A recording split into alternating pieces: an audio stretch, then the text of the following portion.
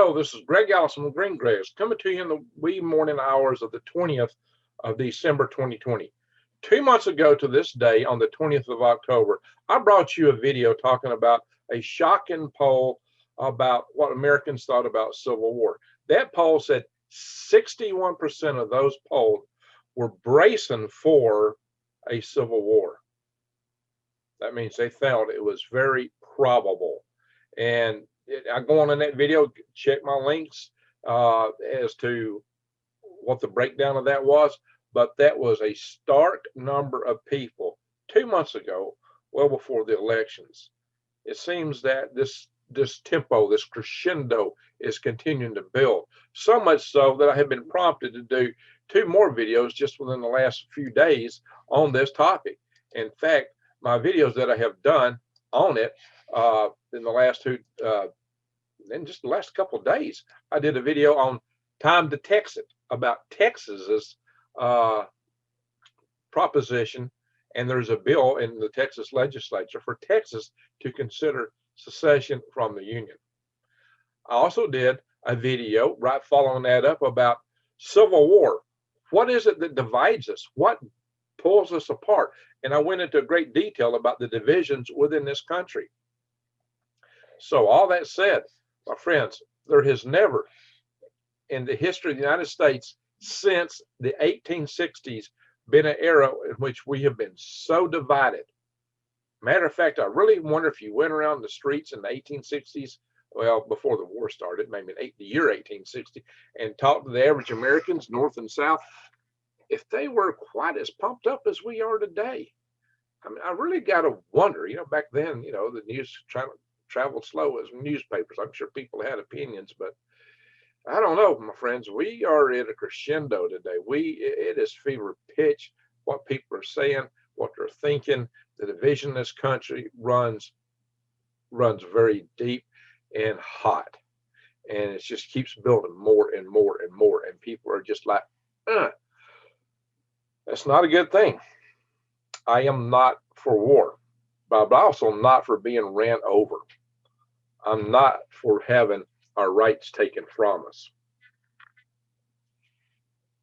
We have to defend these things. We have to defend our liberty. So sometimes you got to do what you got to do.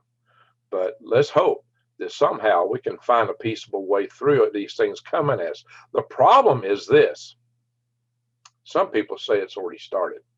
And when you look at the skirmishes in the streets, when you look at the riots, when you look at the things going on, yeah, you could say it has. Kind of like the war between the states actually started before Fort Sumter, if you start counting what was going on in Kansas and Missouri. It really started there. Between it was guerrilla warfare between the redlegs in Kansas and the farmers and later, militiamen within Missouri. That was the basis of the story of the outlaw and Joseph Wells, and it was based on the guerrilla warfare that was taking place at that time. And there has been, some fair bit of literature written about that. One of my favorite books comes from that story, the historical type books. So that era of history was very interesting. And that outlaw and Joseph Wells was one of the most true to the color Hollywood movies I've seen, and reflecting a lot of the cultural aspects of that conflict. But that's not the topic of this video here. What we're going to talk about is we're going to talk about what would this war really look like. We're going to talk about in aspects of state versus state, county and local. Is it going to be like militaries? Will it be guerrilla warfare, economic warfare, or something different? Or can we just have a peaceable divorce? A non-contested, no fault separation, if we come to separation. That's if. Okay, well, my friends, we've never seen such times as these, in which we were facing things like the civil strife inside of our country, the international strife with other countries that take us to WW3. We've never seen such a deal where even countries that we're not involved in, if they get into it, we could have a nuclear winter like India and Pakistan, or India and China.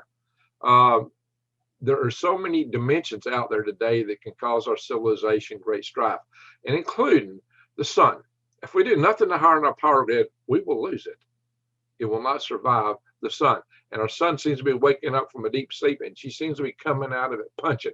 At the same time, Earth's magnetic field is going, our shills are dropping, and the sun's are popping. So, my friends, we got to get ourselves for prepping supplies or shopping.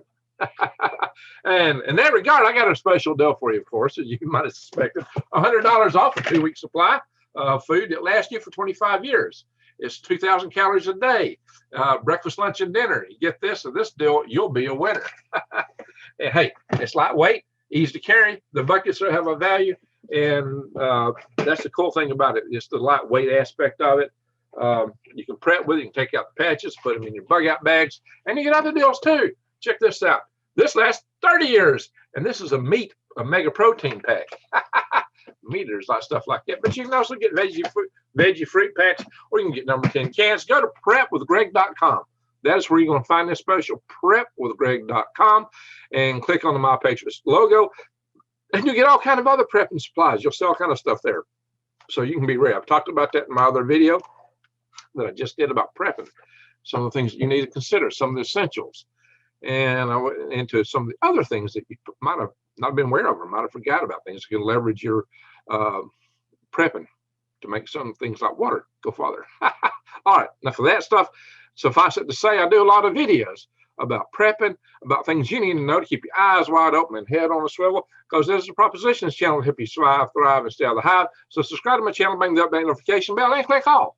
Therefore, you can get notifications of my videos when I'm talking about prepping, when I'm talking about eating from the weeds and the trees, which you need to know how to forage, how to grow your own food. These are all important things and other aspects of prepping. We'll be going to more and more feature, like bugging out with my bug out bus, bug out van, bug out bike bags, and so forth. But just what's happening in the world. That seems to catch your interest more than anything, because we really want to know what's coming at us. And so we're going to be talking about right here. What can it look like? What is this going to look like? And I'm going to share some pictures with you here. So we're going to go into share screen. We're going to go into, my attention goes straight into Revelations. I was going to read that out of the book. Okay. Like I said, the tensions have never been higher. It's coming from both sides. It's not just one side, but there is a very strong vindictive element in these divisions. For example, look at this, what Kamala Harris wrote back in the summer. She's now seemingly the next in line to be vice president, which with Joe Biden's health might mean she might be president really soon. And she said, and once Trump's gone and we have regained our rightful place, interesting, rightful place in the White House, that's a little bit arrogant, right? Look out. If you supported him and endorsed his actions, because we'll be coming for you next. Wow. You will feel the vengeance of a nation. No stone will be left unturned. We will seek you out in every corner of this great nation, for it is you who have betrayed us. Wow. Well, don't sound like Joe Biden's supposedly unity speech he gave. This is, we're going to hunt you down. We're going to seek you. Anybody support him. If you supported him in any fashion. And AOC and others have been making similar statements. Yeah. If anyone archiving these Trump sycophants for when they try to or downplay or deny their complicity in the future, just talking about, anything you do on the web, include if you donated $1 or you posted something on Facebook, I foresee decent probability, many deleted tweets, writings, photos in the future. Yeah, she's wanting you to bring this up. And so supposedly they've created a project to track this stuff. These guys took the website down, though, because it probably took a lot of heat after this article got published. Remember what they did. We should not allow the following of groups of people to profit from their experience. Those who elected him, those who staffed his government, and those who funded him. And it goes on and on and on and on and on. There's several other quotes, several other pictures. Some of these may not be exactly what was said. Maybe they are, maybe they're not. But whatever the case is, the other side believes they said these things, whether they said them or not. Some people, Greg, that's not, anything you say, somebody's going to declare it's fake these days. So, ha, ha, ha. The thing is perception. And perception is out there, and perception drives division. So what's the world going to look like? Is it going to look like this? That was the original so-called Civil War, right? Well, no, we're probably not going to be fighting with sabers and muskets and muzzle-loading rifles. Probably not. Probably not a lot of horseback action or foot infantry. Maybe not. What about this? Wow, that's the last thing you want to see looking at you in that direction. Holy smoke. These guns on these things, look at all the missile launchers and so forth. Let me tell you what. I have seen live fire exercises from aircraft like its predecessor, the Cobra, the A-10 Warthog, and I've also seen just troops hiding out. It looks like rainfall. Well, these bullets are going to rainfall, like a whole field is just raining, and it's all lead. And if you've seen the video from these helicopters when they're going in and attacking terrorists, all these people are running, and none of them get away, at least in those occasions. But I'll come back to that. These aren't as impervious as it first seems. I mean, if you're looking at this, though, you don't want to be looking at it like this. No. And if you are looking like this and you run, you will be gone. We'll go back to that. Or this. Of course, now we know there's a lot of smaller drones. Or will the war look like this? Or will it even be a war? That really depends. That depends on whether the divisions look more like this or look more like this or some hybrid between.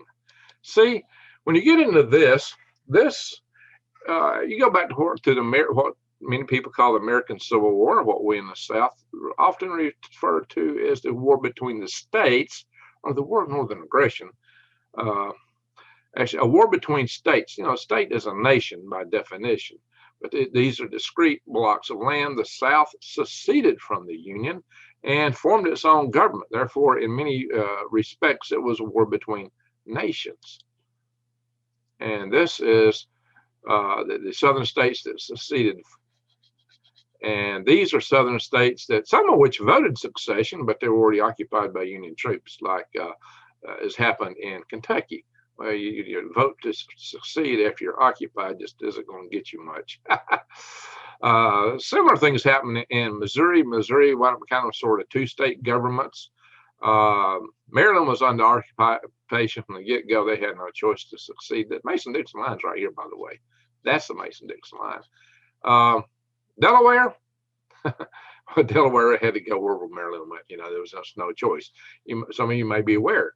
The 5 civilized tribes, the Indians that got run out of this territory and put on reservations, wound up siding with this territory in the war. That's also covered in the Outlaw and Judge Wells, right? And these were considered to be Confederate territories back in the day. Doesn't mean that's how they would go today or any of this. This is colored kind of blue because it was territories. But I want you to see this. This map very closely matches this map. Look at it. Look how close it looks. Holy smoke. Very close. So I think the modern Free State Association, whatever you want to call it, would pick up a few northern states and look at things. And of course, this was territories. But what did I say in my last video? The division today is between principally urban and principally suburban. And it really looks more like this. So what would be the fronts of the battle? How would such a war shape up? Well, if you have, indeed, Texas is talking about secession from the Union. There may be states that would go with them as full, complete states. This doesn't mean there has to be a war, by the way, but there may be several complete states secede from the Union. But like I mentioned, you know, it's kind of odd. You got all this blue Illinois sticking down between all these red states. It looks kind of like it's sticking out there. But when you go back and look at it from this standpoint, you realize that it's red too. It's just this little corner up here. So what you might see is a hybrid of states and counties stripping from states to align themselves. You might have blue counties stripping out of a red state. Or you may have red counties stripping out of a blue state. So the states may reorganize. Counties may go into rebellion against the state they're in. And that happened even in the South when it seceded. There was a free state of Winston. There was the Republic. You know, it's odd. They don't make that many movies about. I've seen 2 movies about counties in Mississippi, but the free state of Winston was far more pointy case than there was the Mississippi counties, in my opinion. It really did secede from Alabama, and there was a lot of consternation over that in those days. It's odd how it went. Somebody would, when they secede from one group, don't want somebody to secede from them, right? Well, you know, I actually kind of covered that. I did some videos in which I challenged this obsession people have with possession of other people. And see, I said the obsession, the oppression obsession, and my precious, you're mine video. You already need to go back and see these. My precious, you're mine. Yeah, no, you're not. No, people don't have the right to own and control other people. See, that's the fallacy of these things. That's why in an age in which the legitimacy of government is being challenged, I talked about legitimization in the first of the series of these 3 videos I've been doing in the last few days, which is, we'll go up here at the top. You know, let's see, I just did this. Civil War, what divides us? This was where I talked about I talked about legitimization actually here in the text, because I was trying to talk about why to take it serious, why the states could indeed balkanize. And so back over here, let's go back to it. What will this war look like? How will it divide? And it's going to depend. If you're expecting to see a war between armies, that's more likely in a place where states are seceding in whole. But I am not expecting it to be like what you might think. And in fact, I'm not sure that these other states would actually have the umph, the grist to actually fight these other states, should it break down that way. I am not at all certain that they would want to do that, because for several reasons. We'll go into that in a minute. So you might have a war between states that has armies. We'll come back to this, who will fight and who won't fight. If I can get around my Zoom, if Zoom will let me get up here to these tabs, I can click on, wow, I'm having to fight my different applications here. So, you know, what you could have is a war that has armies. You could have a guerrilla war. You could have street action, or you can have economic actions. If it's between counties like this, it would tend to be more of a police street action, guerrilla warfare thing. Maybe it wouldn't be the war between nations or states, kind of like we have during the war between the states. A civil war is typically a war of neighbor against neighbor. It's not a war between nations. And what we may be looking at this time it could be a war between states, but again, this may be more of a true civil war. It wouldn't be our first in this country. That was not our first either. The American Civil War, really, the Revolutionary War was an American Civil War.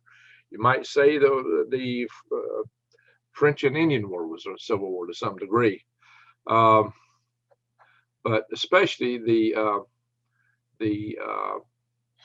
War of 1812. You know, the Indians and the territories, a lot of them fought against the colonists, which was, you know, poised to take their territory, and that had a lot to do with some of them being evicted to Oklahoma.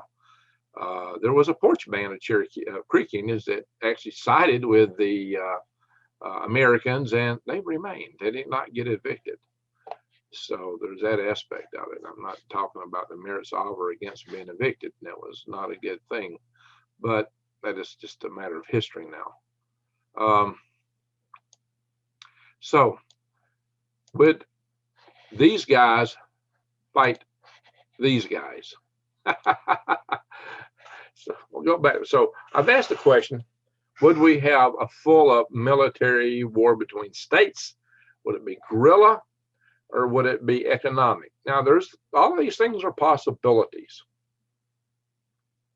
It could come down to that.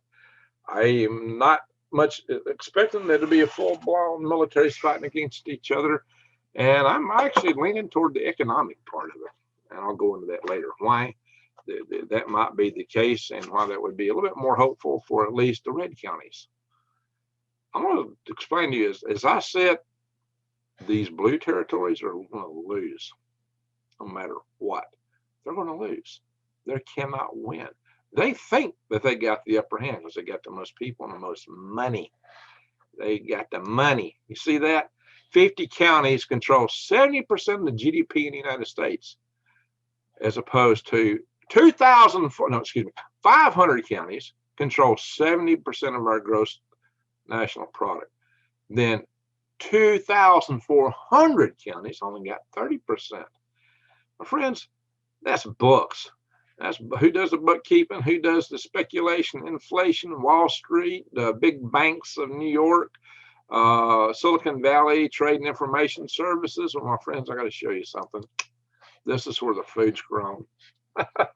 Right here in all these red states, this is where the food is grown. Oh, there's a little bit grown right here too, okay? But this is where the food is grown. This is, Nebraska, Kansas, eastern Colorado, Texas, all these areas here. Well, ain't not a lot of food grown there. But there's a lot of food grown in this area. My cursor's stopping. Lots of food right through here. Lots of food grown. And where's the manufacturing now? It also is moved to the red states. So the reason the North won the war between the states was they did have more people, but they had more factories. They had more production. And they also produced food because a lot of food was grown up in here in these particular states.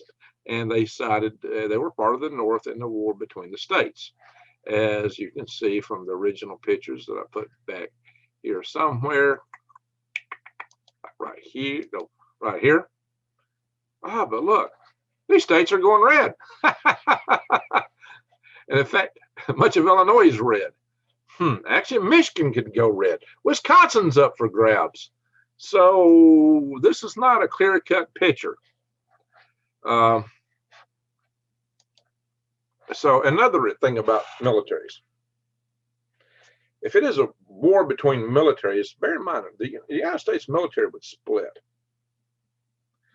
It would split because of, oh, we're in command, they'll follow command. No, you know what? The guys are going to leave. If you're telling them to attack their home, to attack the people they grew up with, they ain't going to have the heart in it. If you deploy them and you give them, and somebody's giving them orders to shoot the kids on the block where they grew up, they're probably going to turn around on their commanders and take them out. They're not going to follow those orders. They're going to go the opposite. They'll probably take them out and reorganize and go charge them back in the other direction with the equipment they have. If the leaders, and a lot of the leadership is not going to go along with that either. In fact, in the military today, we've always thought the military was mostly conservative, and it usually is, and it is in the ranks. Some of the younger kids, though, they've been indoctrinated with, and it's typical of the younger generations to be more socialist and values. So some people say, well, then we got the army. Not necessarily, because here's the truth of the matter. Most of the kids in the military come from the red states, by far. Why? Because that's where we're poor. Why? There you go. This is where they're from. This is most of the territory. Kids join the army because their economic, often because their economic opportunities are limited elsewhere. If you're in these counties, well, you're going to go to a software job. How many yuppie kids are in the army? How many kids of high government officials and banking are in the army? How many kids of Microsoft and Apple moguls are in the military? Not too many. Where's the military come from? Right here.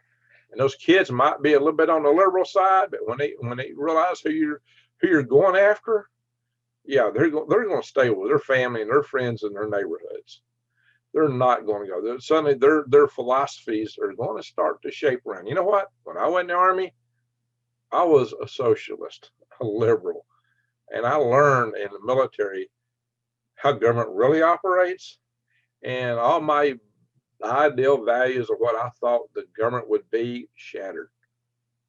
And I started discovering the real world. And that's when I switched. That's when I switched from being aligned with these kind of people to more align with the people where I grew up. That's what switched me. Now you take these kids who are already starting to see this, and then you tell them to go attack their homeland. Yeah, you ain't getting far with that. You're not going to go far at all. Yeah, you know, if I'd have been told that when I went in the Army, I'd have said, "You're crazy." I know what I'd have done. I'd been standing with Alabama.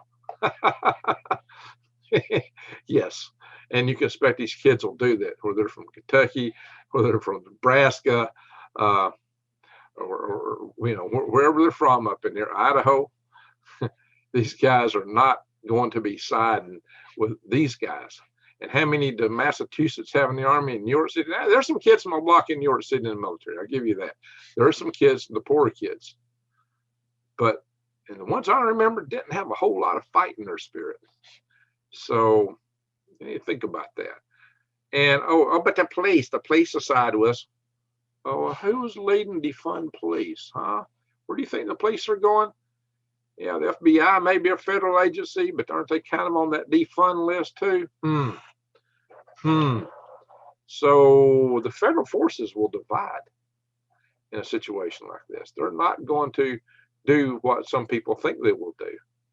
And if they did, if you found yourself face to face with this guy, actually, you don't want to be face to face to it.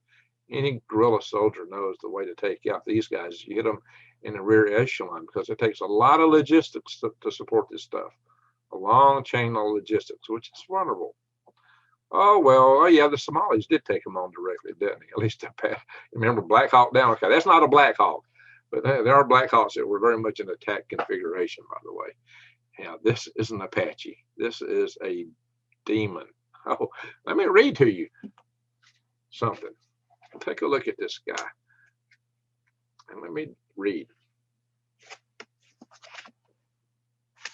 I think these things might just be in this book.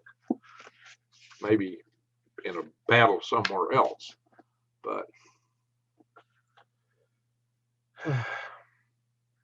and Revelations 9:7, and the shapes of the locusts were like unto horses prepared for battle.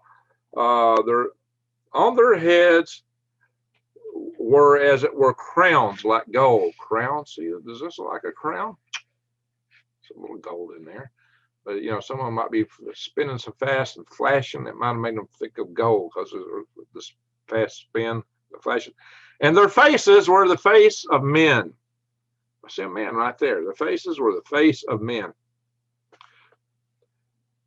And they had hair as the hair of women. Now, maybe the blades are hair, the tails. I've often thought of jets with the contrails when I read that statement. Maybe the trails, the smoke trails from rockets launching out, that might look like hair from some of them, maybe more so coming out of these things. And their teeth were the teeth of lions. I think you might have seen me posed in one of my videos next to a Cobra. And I actually had some Cobra helicopters, maybe an Apache, when I was doing a video from Redstone Arsenal. And as you know, often the troops paint faces on them with teeth.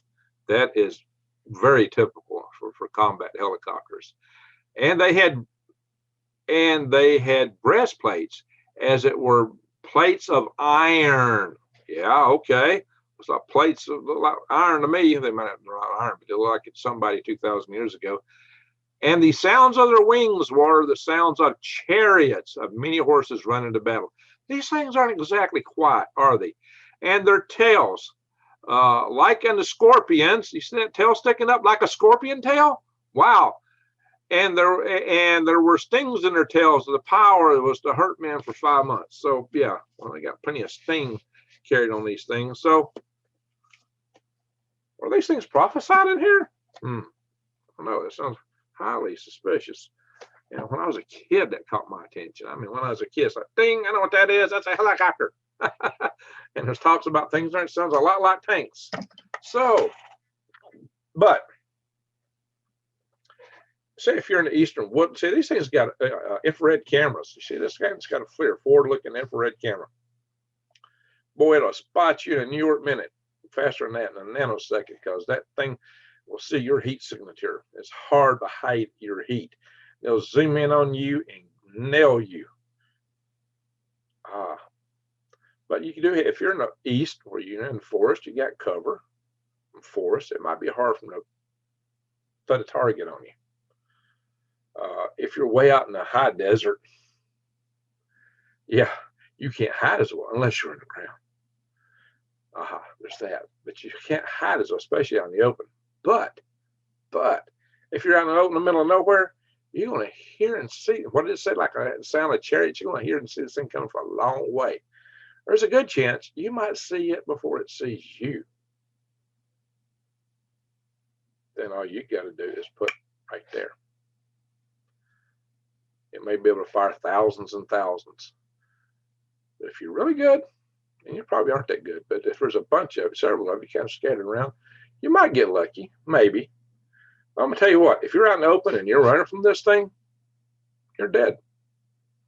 If you have to fight it, you have to charge it. It's like an ambush. Well, when I was training in the military, if you're in an ambush, you're like you're like a fish in a barrel. There's like nowhere to go except to charge. You have to charge the attacker immediately. You might get the element of surprise by doing that. You cannot stand there and be shot to pieces. Your only defense at that point is offense. If you are ambushed, that's what you do. You charge. It's your only choice, your only hope to survive. You can't stand your ground because you got no cover. So if you look at this guy and you think you're going to run, I see so many video after video after video after video after video after video of all these guys running from this thing. Now, I haven't seen anybody survive that, and you're not going to. But if you turn around before it gets you and you you might survive. I'm not advocating doing that, by the way, only if you're in self-defense mode, because these might not be American, it might be something else. And like I said, I do not advocate war. But I have to say, you got to stand your ground. You got to defend yourselves. So, remember Red Dawn, they had Russian helicopters coming. I saw on one occasion an Iraqi helicopter fly up where I was working one day out in the open. And I wasn't expecting that big, they were huge helicopters, You look at that and you look at, oh my God, I'm dead, if this is out in a real world situation. But if he's, but what a lot of people in these poor countries do, they fashion rifle grenades. They're like a grenade that's on the tip of a rifle. It's propelled by the gas from the tube of the cartridge. Or they fashion rocket propelled grenades and handheld shoulder-launched rockets. The rednecks out here will be building sugar rockets, and they'll build hybrid rockets like I used to build 20 years ago and shoulder fire them. I mean, these laughing gas and asphalt. Yeah, laughing gas. So as deadly as things are, oh, they are. They very much are. They can be dealt with. Oh, lady, don't fly those things against us, please. So, and same is true of these. Now, if you're way out in the middle of nowhere, the UAVs are going to have the small ones have a limitation of range. Now you got the big UAVs that fly around the world. They're controlled from some basement of the Pentagon or some other place, right? So this kind of warfare, oh yeah, what was that thin blue line about on the American flag? And there was the defund effort. Whose side are these guys going to be on? So blue states, here's your down. So that's talking about a war between states. I really don't expect you're going to see a war between states. You might see a few of these in action, but I'm really expecting it would look more like a guerrilla war if it came to full-blown war. Even a war like this, a war between states, the only way to effectively persecute would be a guerrilla war. And with the guerrilla war, who's going to have the upper hand? Or either war, because I think even the states and military is going to side with the red states more than the blue states. Hey, blue states, you're in trouble. So Camilla, when you're talking the stuff you were talking back there, you don't know what you're asking for. You're asking for the end of what you're pushing for, because these old boys down here know how to shoot. They know how to hunt. Go up in Montana and Idaho, Mom, we're out in the mountains hunting, all through here and all down here. These good old boys with their pickup trucks and all the stuff they got, But unlike the days, in these days, these good old boys also have the manufacturing and the food. But you don't have. What you've got is spreadsheets, banknotes, speculation. The reason that you're looking so good here is inflated, overvalued products like insurance, banknotes, stocks. You can't eat stocks. Eat your money in the bank. That digital money you're trading around and speculating. Software that Apple's producing, or the iPhones, or they're import from China. Yeah, eat one of those for a change. Take one of them and put it in a slingshot and shoot it at one of these guys and see what happens. You don't want to do that. So here's the truth of the matter. There's another guerrilla warfare aspect that I've seen a lot of channels talk about. They say that the guys from the red states are going to attack the infrastructure. These guys are spread out. They don't need centralized infrastructure. The guys in the cities, they have to have it. They have water coming in, the power coming in, their data, phones, all this stuff funnels into the city, and it's concentrated in the specific locations. They've taken down those items of infrastructure, critical infrastructure for these cities. And I've already seen YouTube channels out here from 2 or 3 years ago talking about attacking these things. Cities, you're not going to make it. I've been fighting to keep the power grid hardened so these kind of things wouldn't happen, but nobody wants to harden it, so you're vulnerable. Moreover, I would really hope that we don't go in attacking the power grids going into these cities, because it could backfire and cause meltdowns to these nuclear power plants. Then we're all in deep, deep, deep trouble. So maybe they'll judiciously take out power if they get into that. But moreover, I would say that a conflict would be more of a, well, let me say, I'm not advocating conflict. Let me reiterate this. I'm not advocating this. I'm talking about what could happen. I'm talking about what could happen, not do this, do that, okay? All right, maybe I got a little hand with that patchy. I'm just saying, yeah, if you got one looking at you, what are you going to do? There's a whole idea that, they're impervious. And they're not exactly impervious, but yeah, you don't want to face those things. Whew. No. Those are bad boys. Very bad. But the yeah, those things that'll take your mind thinking about that. Economic warfare. So what if all these guys in red states just say, you know what? Actually, Jeffrey Daugherty brought this up. I got to give him credit for that. We're just not going to deliver food and fuel and manufactured goods to you. So where's the fuel come from? Red states. Where's the food come from? Red states. Where does most of the manufacturing occur now? All these red counties, red states. Blue states, blue cities. Yeah, I think it'd be more cities, not states. You're not getting this stuff. We're not going to take it to you. We're just going to hold back. We're just not going to send you this stuff. What's going to happen? I'm going to starvation. They're going to go into pandemonium. They will be fighting themselves, and then they will surrender. That's what will happen, and that is the most effective way. It's just okay. It's a strike. Simply a strike, like a union would do. That's the most effective way to deal with this. Now that could get really ugly too, and it could prompt warfare. I'd say, in a sense, the war has already started. We already having the skirmishes, and those skirmishes look much like what was happening between Kansas, which is not even golden colored here, and Kansas and Missouri. Kansas and Missouri. This is where the war between the states started, before Fort Sumter was fired on, and they were still fighting right up in here after Appomattox. Well, after the fact, this is where the fighting ended. That war started and ended right here. So it's something to think about. So If we come to that point, and I hope we don't, but it could just be a strike. And again, who's going to lose in a strike like that? If you're blue, you lose.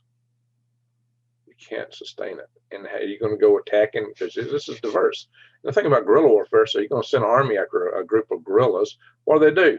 They disperse. They just melt back into the population. You know who they were. They will coalesce in a snap of a finger. They will converge on an objective, do whatever they're going to do, and then they disappear. Poof, they're there. Poof, they're gone. They'll find ways to communicate outside the cell phones, which you'll be using to track them with. And they'll take down your power so you can't track them. They'll be in, they'll be out. Poof, they're here. Poof, they're gone. If that's what it comes down to. All right, but like I said, it might just be a strike, a big national strike. You get no food, you get no water. Cities, nope. If you're a blue city, you get nothing. And let's see how long that lasts. Let's see how long they last. How long is it working on? Most of these cities, only in the grocery stores these days, only carry about 3 days worth of food, supplies and stocks and stores, just in time. Yeah, they will be in deep trouble. So if you live in a blue city, if you're there, your best thing for prepping is have some food. Yes, grow your own. I got some real good friends that live in a very blue area right down here, and they grow their own, have their own yards in a city.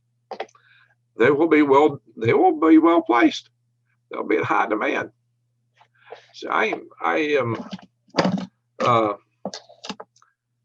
not playing one side up against the other. You know, I'm just saying how the dynamics will look, and I'm just saying that in a case like that, how can the blue places win? I mean, these are the yuppie boys going to go to combat? Are the boys who come from these counties who are working for Microsoft, Apple, Chase Manhattan, or whatever that bank is today, Wall Street, are those boys going to go into combat? Yeah, I don't think so. The gangs against militias, who wins? Not the street gangs. Yeah, so you can do drive-by street shooting, just going down the street spraying bullets, versus somebody that's trained and knows how to shoot. It's a different matter. You don't want a war. Nobody wants a war. Wars are bad. The worst kind of war is a civil war.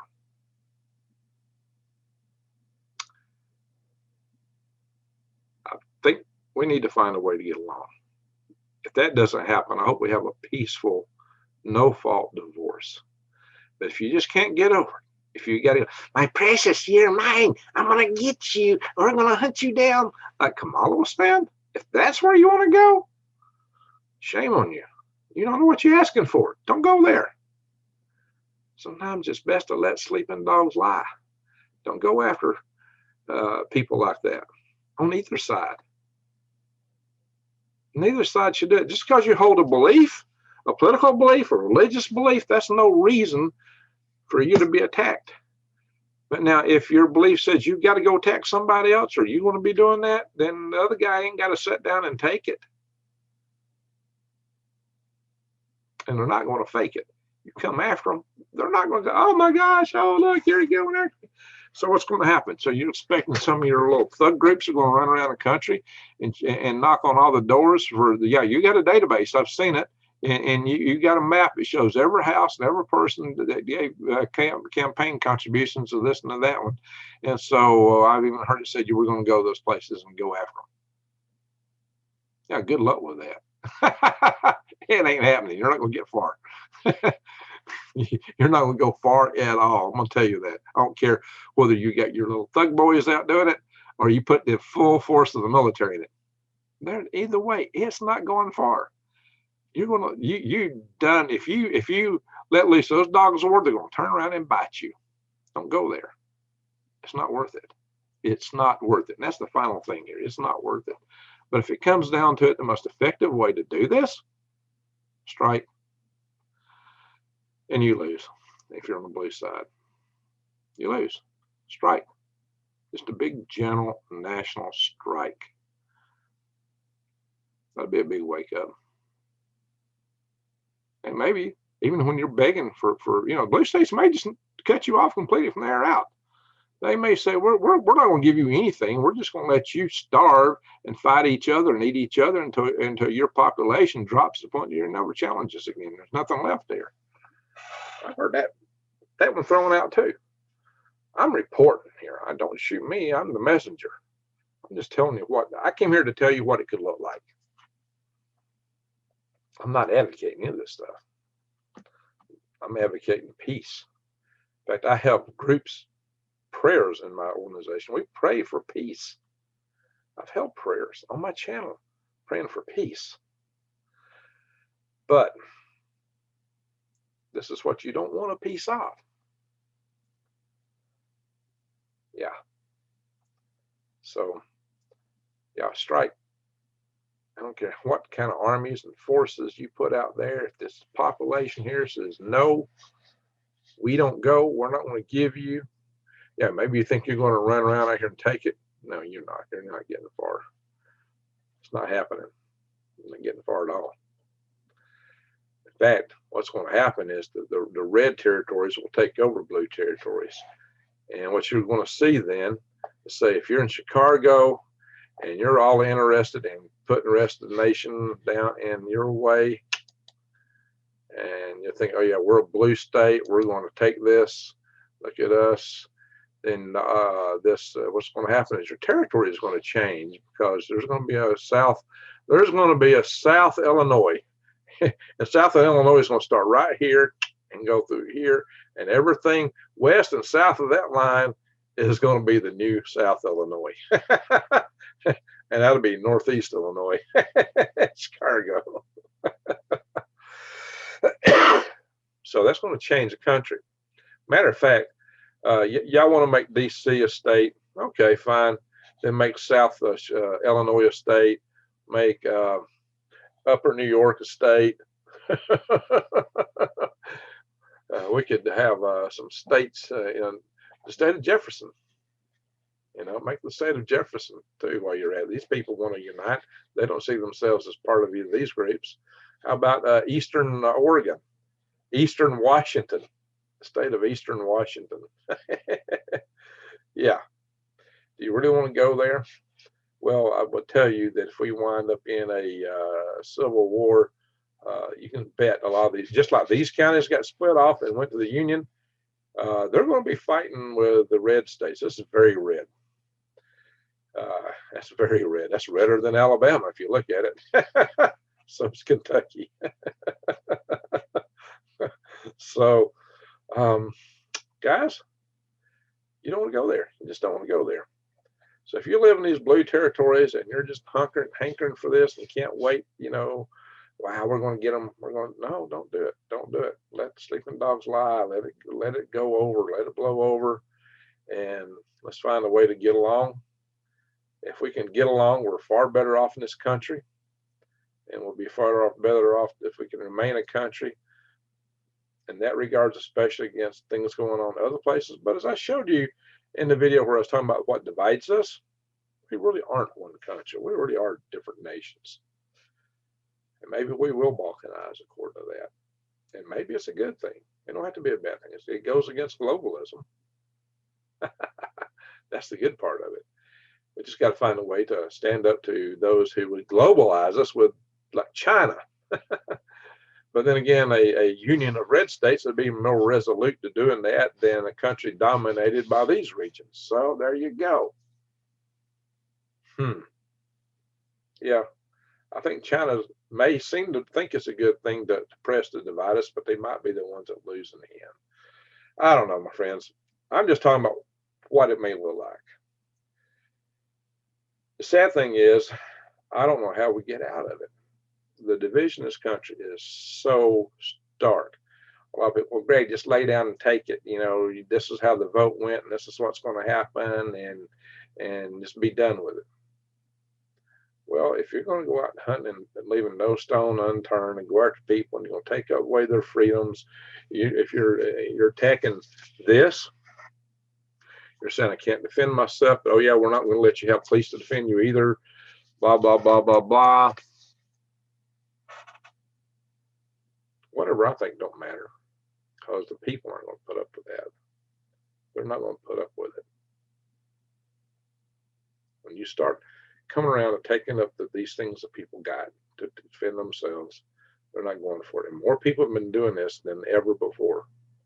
They're not going to stand for it. And a lot of people don't even have them, will agree with them, because they believe in it. So even though the media tells you one story, the media is full of it. People don't even think the way the media talks. The media talks over here, blah, blah, blah, blah, blah, blah. The people aren't saying nothing. But there's a vast, silent majority of people who think everything the media says is bunk. They don't believe one word coming out of the media, and that's most of this country. Most of this country do not buy. The media is delegitimized in the eyes of the people. Just like the government, the people, the media is in the same boat. So they may be over here with a megaphone, but these folks are going, eh, eh, eh, eh, eh, eh, eh, eh. There you go. That's the dimensions of what's coming. So because you're hearing this all the time, that's what you see every time you turn on the TV and you watch them late night idiots that go and pass as comedians. I call them late night idiots, traitors, Colbert, and all your funny, happy friends. You're wrong. So people aren't buying that stuff. They're not buying it. Not for a minute. So don't be listening to the big megaphone, because that's not what people are thinking. You may be thinking that because that's what you hear all the time. You hear so much of it. Turn the television off. Just turn it off. It ain't worth watching anymore. I haven't watched TV now in a couple of years. I've just quit watching. It's been longer than that. I don't watch TV anymore. It's just full of junk. Nothing worth it. There you go. I come here to tell you what it could look like. I've gone long, very long in this discussion. This has been over an hour.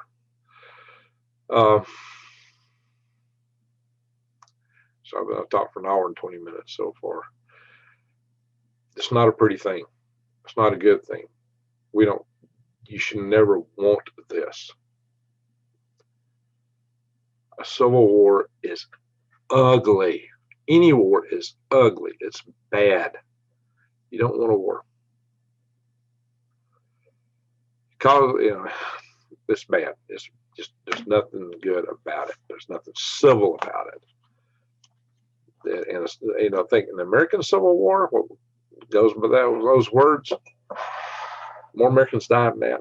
Just about all of our wars until just recently put together. Battle of Gettysburg alone took 50,000 lives. The Vietnam War only took 54,000. So the single Battle of Gettysburg was almost as bad as the Vietnam War. And that wasn't even our worst battle.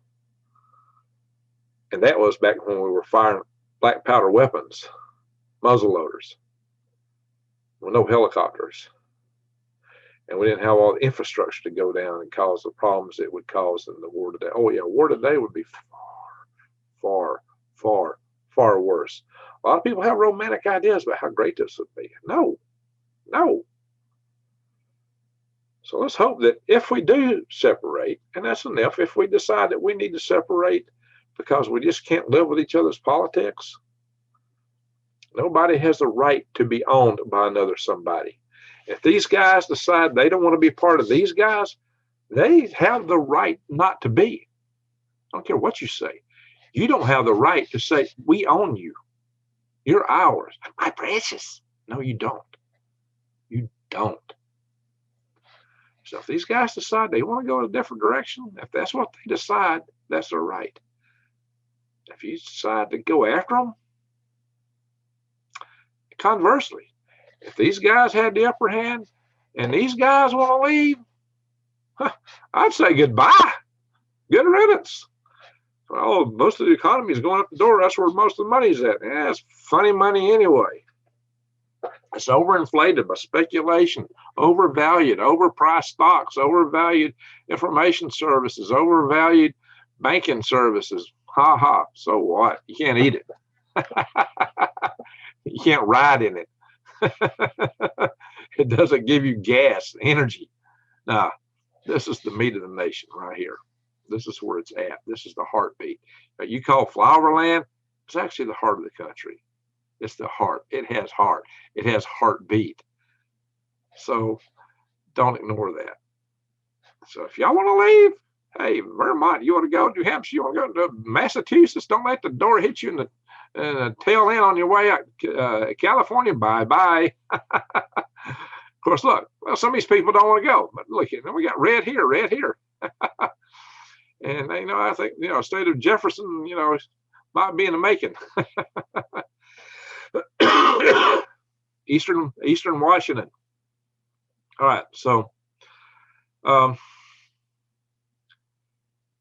yeah, if it comes to that, if the states and counties do separate, there is a peaceful choice that I think could work, and that's just a strike, big strike.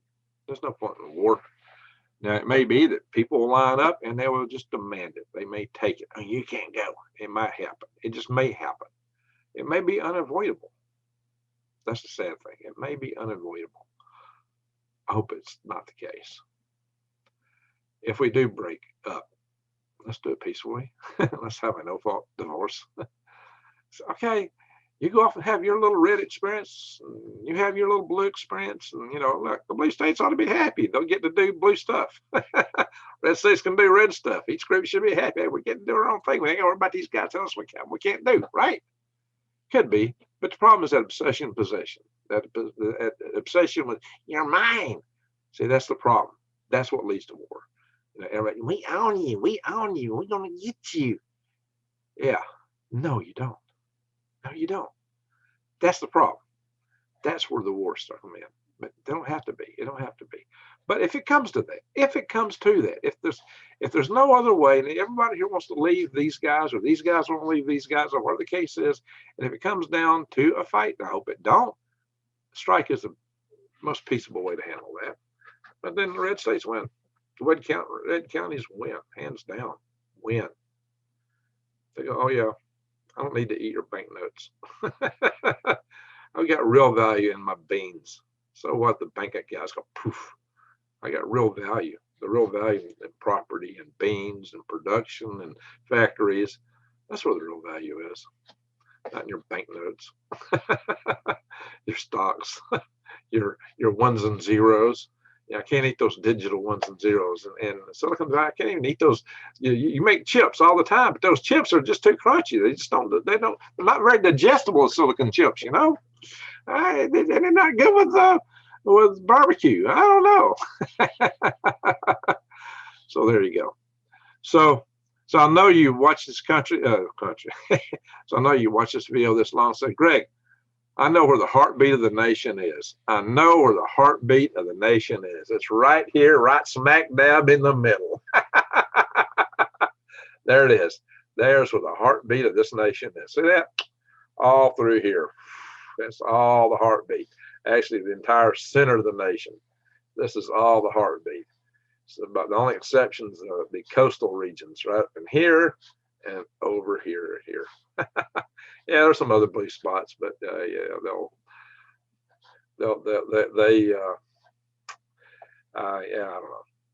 I just don't expect to see. Oh, let's just hope. It's my hope that we don't come to blows. We already have, though, haven't we? Yeah, just like that skirmish that started right here. It has. It's happened up here and in other places, Wisconsin and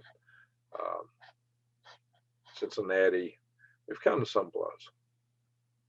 Let's hope it stops there. It's senseless. There's no point in it. If we can all learn to get along and stop this divisiveness, we'd be better off.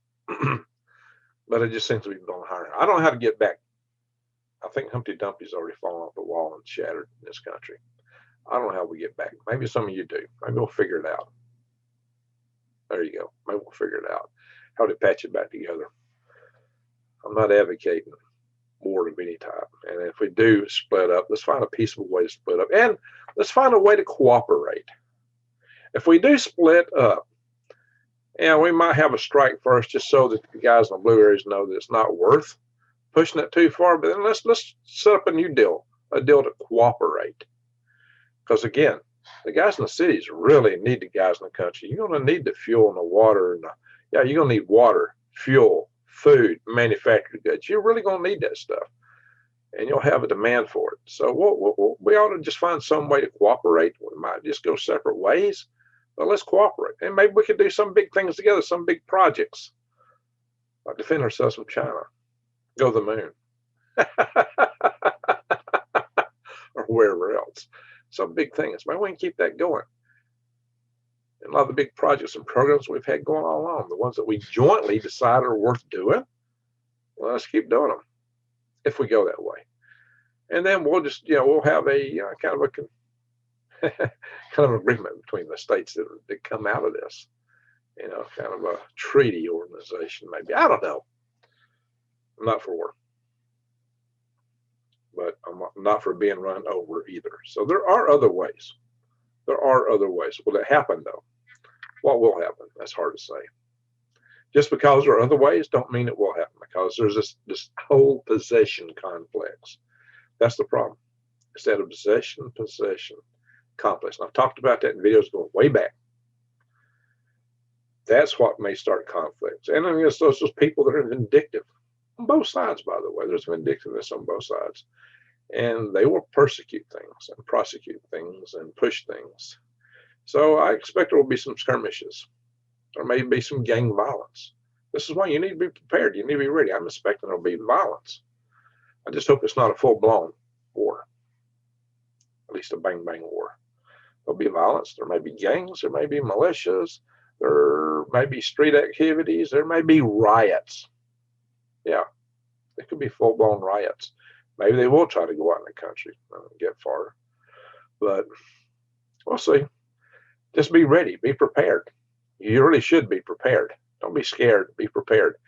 Because a lot of people are expecting a civil war. Let's hope that it remains civil and not a war. But, I am expecting that there will be some bad things happen along the way. Just what I'm saying. There's so much tension. And there's that obsession that so many people have. Okay, I've gone too long. Going along these videos, it really hurts the viewership. But dang, there's so much to say. So I hope you understand. And just remember, guys, let's have a lot of heart. Even you in the blue states, come on, guys, wake up. Let's have a lot of heart. Let's find a peaceful way through this, whatever comes out of it. If we decide that if people are going other ways, so be it. Let it happen. But let it happen peacefully. And then let's find a way to cooperate, to set up a new deal to operate. Let's find a way to cooperate, to set up a new deal to operate. Now, there's a slogan. Yeah, I just don't know if we can do it. I hope we can, but I don't know. I'm not putting too much faith in that. You can always hope for the best, but then some people say hopes for dopes. I think Canadian Prepper said something. That's the way he said. What did he say? Hopes for idiots or something? I don't know. He said something. Wow. Or hopes for fools. I think maybe that's what he said. Well, I hope he's wrong on that. Again, there's that hope. With that, I think it's time to go. Let's just hope and pray that we get through this and see a better day. Yeah. But I just painted the dimensions of what it could be. We could have a war between militaries, between states. That could still happen. We could have extensive guerrilla warfare. That can happen. It would be ugly. It'd be street wars, gang wars, militia wars, or it may just be an economic war. That wouldn't be pretty either. Wouldn't be pretty either. An economic war would also be an economic collapse, by the way, because then these guys aren't getting the money. It's coming out of these guys. So it's going to be tough times. There's no way out of it without tough times if the Splitsville is contested. If we can go into Splitsville and not be contested, there's a readjustment period. Oh, yeah. And that may not be too pretty, but we'll find a way through it and readjust. It certainly beats some of the alternatives. Anyway, wow, guys. Again, remember, tell me you know where the heart is. Thank you for watching.